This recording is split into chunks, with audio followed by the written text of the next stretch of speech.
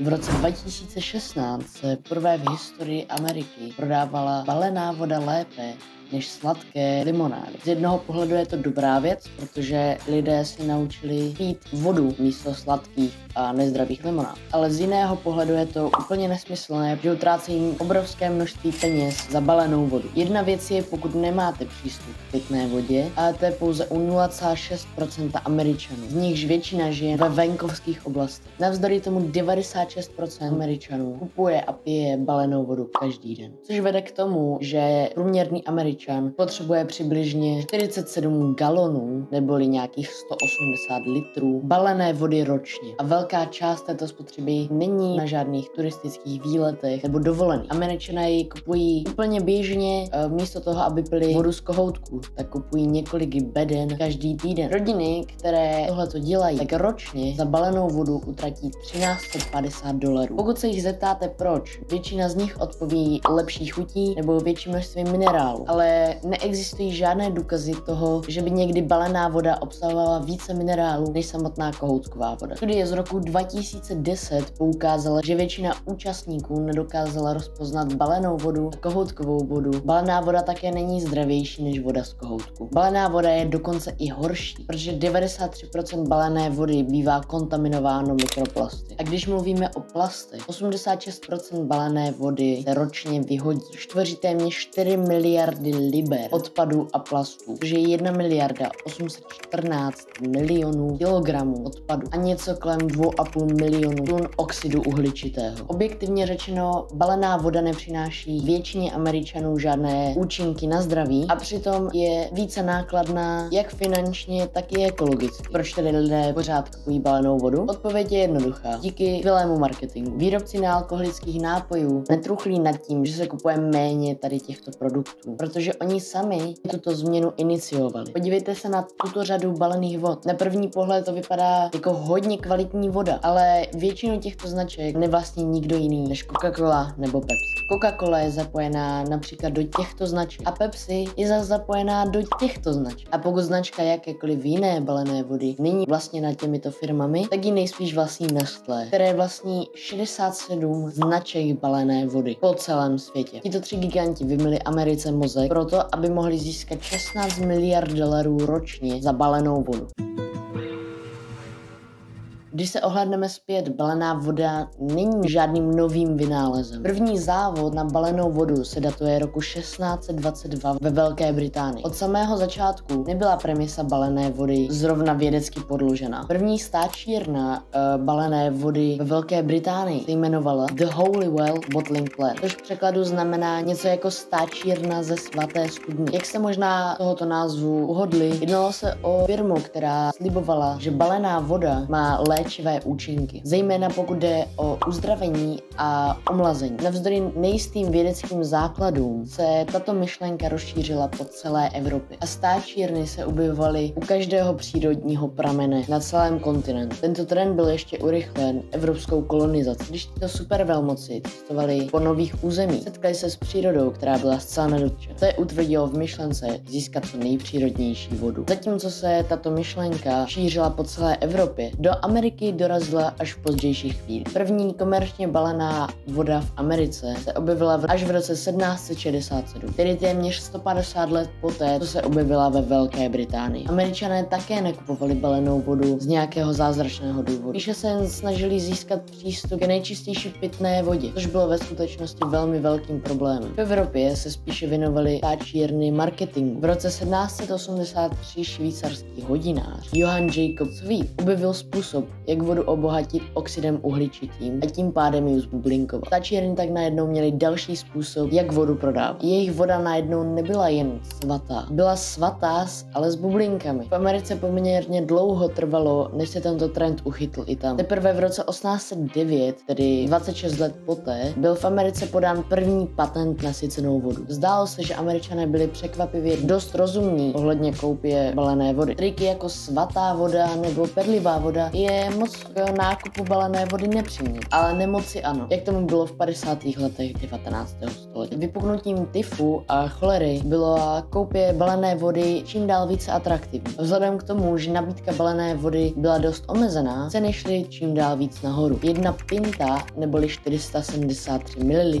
stála v té době $1,75. Po zohlednění inflace na tuto dobu si bavíme asi o $63 za jednu pintu vody. To bylo poprvé, kdy v Americe začala mít balená voda nějakou prestiž a mohli si ji kupovat jen bohatí, protože normální pracující lidi si nemohli dovolit $63 za půl litru vody. A balená voda se začala přirozeně spojovat s vysokým postavením. Tomu tak bylo po dlouhou dobu, téměř 50 let, do roku 1905, kdy byla změna v celém odvětví. V tomto roce totiž přesvědčili angličtí lékaři vládu, aby do každého zařízení namontovali chlorovací zařízení. Několik let později, v roce 1908, zavedlo chlorování vody také New Jersey, což znamenalo konec balené vody, aspoň po dlouhou dobu. Dopad chlorování vody nelze ignorovat. Chlorování vody je považováno za jedno z 10 největších úspěchů 20. století ve veřejném zdraví. A při pohledu na čísla není divu proč. Chlorování vody zlikvidovalo nemoc jako cholera a tyfus už dlouho předtím, než byly vyvinuty vakcíny. V roce 1900 bylo 100 případů tyfu na 100 000 obyvatel. Do roku 1920 počet klesl na 33,8 na 100 000 obyvatel. A do roku 2006 klesl na pouhých 0,1 obyvatele na 100 000 obyvatel. A i mezi těmito případy se 75% vyskytlo u mezinárodních cestovatelů, kteří chlorovanou vodu neměli pokaždé. Chlorování vody nebylo jenom mimořádně účinné, ale také mimořádně levné. Ve skutečnosti lze za $1 upravit 1 milion galonů vody, což jsou 3 870 000 litrů vody. To usnadnilo obcím po celé Americe zavedení chlorace vody. A během krátké doby měla většina obyvatel Ameriky přístup k čisté a pitné vodě z kohoutků. A to rychle ukončilo popularitu balené vody. Realita byla taková, že balená voda byla pro průměrného Američana prostě příliš drahá. A jediným důvodem, proč byla tak populární, bylo ze zdravotních důvodů. A teď, když byla kohoutková voda bez rizik, tak jednoduše balená voda přestala být pro obyvatele relevantní. To však neznamená, že balírny přestaly prodávat balenou vodu. Z jejich pohledu byla největší překážkou cena. Možná kdyby vyrobili vodu levnější, možná by dosáhli toho, že by ji znova lidé mohli kupovat. Největším faktorem, který způsoboval takovou cenu, nebyla samotná ta voda. Bylo to její balení. Voda se tradičně plnila do skleněných lahví. Proto není divu, že byla tak drahá. Situaci ještě zhoršila velká hospodářská krize, která způsobila to, že průměrný Američan měl ještě méně peněz než předtím. To byl opravdu nejhorší okamžik pro průmysl balené vody. Ale situace se pomalu zlepšovala. Ve 40. letech 20. století začali výrobci balené vody experimentovat s plastovými lahvemi. Ty byly sice levnější než skleněné, ale jen nepatrné. Teprve v 50. letech se zavedením vysokohustotního polyetylenu byli výrobci lahví skutečně schopni snížit o velkou část cenu. Ale to nepomohlo prodeji tak, jak se vlastně čekalo. I když byla balená voda o dost dostupnější, furt byla dražší jako kohoutková voda. Což z ní dělalo poněkud hloupý nákup, pokud neměla žádné pozitivní účinky nebo nějaký objektivní přínos. To platí v podstatě dodnes. Ve skutečnosti je balená voda jedním z nejpředraženějších produktů na světě. Výroba balené vody totiž stojí 5 centů. Pokud za ní zaplatíte $1, je to přirážka 2000%. Pro srovnání i popcorn v kině má pouze přirážku 13%.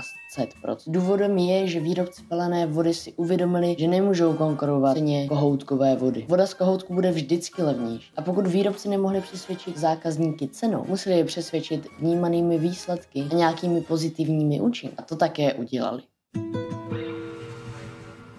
Mimořádný návrat balené vody lze vysledovat až k jedné marketingové kampani společnosti Perrier. Perrier se již ve Francii dařilo velmi dobře. V oblasti balené vody byly výjimkou. Nejenom, že se jim dařilo, ve skutečnosti se společnosti podařilo mezi lety 1946 a 1952 zvýšit svoje příjmy na 15násobek. Neboli z 10 milionů lahví na 150 milionů lahví ročně. Ještě více matoucí bylo to, že se zdálo, že všechno dělají špatně. Držela se totiž skleněných lahví a stála přes $2 za láhev. Ale pravdou bylo, že v tom spočívalo to tajemství. Perrier se prezentovalo jako prémiová voda pro prémiové zákazníky. V roce 1977 Perrier přenesl svou marketingovou strategii do Ameriky. Utratil $5 milionů za reklamu na Perrier jako první společnost nealkoholickými nápoji na světě. Tvrdil, že Perrier je více osvěžující a hlavně přirozenější. To zapadlo do naší přirozené touhy žít déle a zdravěji. Perrier spojil tento marketing s dobrým positioningem. Umístil svou vodu do nejelitnějších restaurací a hotelů v Los Angeles a v New York, čímž více upevnil představu o tom, že bohatí lidé žijí déle kvůli tomu, že pijí kvalitnější vodu. To zcela změnilo vnímání balené vody Američanů. Začali věřit, že balená voda je skutečně lepší než kohoutková, ale to nestačilo k tomu, aby průměrný Američan přešel na balenou vodu. Američané byli totiž velmi závislí na limonádách. Postupem času se však rozšířilo vědomí o tom, že limonády jsou nezdravé a obsahují hodně cukru a lidé je začali omezovat. Na konci 90. let Pepsi a Coca-Cola byli jedni z největších svědků, kdy viděli, jak jim jejich základní drink nejvíc upadá. To však netrvalo dlouho, protože tyto společnosti se prostě přeorientovaly na vodu. Tyto společnosti měly již desítky let zkušeností na reklamě na slazenou vodu. Tudíž stačilo jenom na trh uvést jakoukoliv vodu bez cukru a marketovat ji úplně stejně. Perrier již vytvořil prémiový image pro balenou vodu. Pro tyto dvě společnosti pouze stačilo své úsilí zdvojnásobit. Pepsi uvedl na trh Aquafinu a Coca-Cola Dasani. Obě společnosti stanovily cenu tak, aby byla dražší než limonády. A proč byla dražší než limonády? No, protože byla zdravější. Tyto dvě společnosti měly kontakt s několika miliony obchody. Proto nebyl problém je naskladnit do většiny obchodů po celém světě. Jakmile se produkt dostal do regálu obchodů, tak spustili reklamu o mládí a přirozenosti a jen čekat. Během prvních 8 let po roce 2000 vzrůst balených vod obrovsky stoupl, zatímco prodej limonád stagnoval. A to i doteď do dnešní situace. Jediným důvodem, proč je balená voda i doteď tak populární, je kvůli geniálnímu tahu Pepsi a Coca-Coly. Tyto dvě společnosti si uvědomily, že jejich prodej limonád klesá kvůli tomu, že lidé se začínají bát o své zdraví a trochu o něj pečou. Proto vytvořili nové produkty, které se na zdraví zaměřovaly. Ve skutečnosti balená voda nemá se zdravím nic společného. Balená voda je dokonce méně regulovaná než kohoutková. FDA nevyžaduje od výrobců, aby výrobci zveřejňovali zdroje vody, jejich procesy a úpravy a dokonce ani zprávy o její kontaminaci. Na druhé straně tyto informace jsou povinny obce zasílat automaticky každoročně. I když je samozřejmě nikdo nečte, jsou dostupně veřejné a existují. To znamená, že pokud jde o balenou vodu, existuje obvykle mnohem větší rozptyl v čistotě. Jedna studie zjistila, že voda z vodovodu je mnohem více konzistentní a obsahuje mezi 0,2 a 0,7 bakteriálních kolonií na mililitr. Balená voda však ukázala, že rozptyl je mezi 0,1 až 4900 bakteriálních kolonií na mililitr. Ve skutečnosti 6 z těch testovaných značek obsahovalo mezi 1500 a 4900 kolonií na mililitr. Myšlenka, že balená voda je více čistší a zdravější, je tedy jen brilantně zkonstruovaná fasáda a všechny peníze, které utratíte za balenou vodu, jdou furt těm stejným společnostem, jako šly před 20 lety. Je to Coca-Cola a Pepsi. A tak byla Amerika zmanipulovaná k pití balené vody. Napište mi do komentářů, co si o tom myslíte, jestli pijete balenou vodu nebo normální vodu. Hádám, že v České republice to u nás populární moc není. Dejte like, odběr, uvidíme se u dalšího videa. Díky, čus.